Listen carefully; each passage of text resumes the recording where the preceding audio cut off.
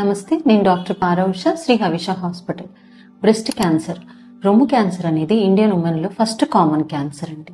ఇది ఎవరికి ఎక్కువగా కనపడుతుందంటే తొందరగా పెద్ద మనిషి అయిన వాళ్ళు, అంటే 11 ఏళ్లకే పెద్ద మనిషి ఎక్కువ కాలం బ్లీడింగ్ అవ్వడం, ముట్లు లేటుగా ఎండుకుపోవడం, అంటే 50 ఏళ్ల దాకా బ్లీడింగ్ అవ్వడము, ఫ్యామిలీలో మదర్కి లేదా అమ్మమ్మకి బ్రెస్ట్ క్యాన్సర్ హిస్టరీ ఉన్న వాళ్ళకి, బ్రెస్ట్ ఫీడింగ్ తక్కువగా ఇచ్చిన వాళ్ళు, అంటే కనీసం సంవత్సరం పాటు కూడా పిల్లలకి పాలు ఇవ్వని వాళ్ళలో ఎక్కువగా కనపడుతూ ఉంటుంది.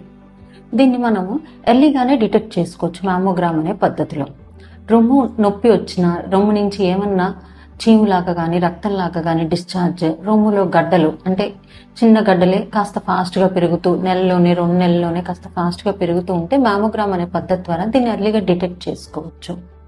కామన్గా 40 ఇయర్స్ తర్వాత once in 3 years mammogram at least 60 years దాకా చేయించుకుంటూ ఉంటే బ్రెస్ట్ క్యాన్సర్ బారిన పడకుండా త్వరగానే డిటెక్ట్ చేసుకోవచ్చు.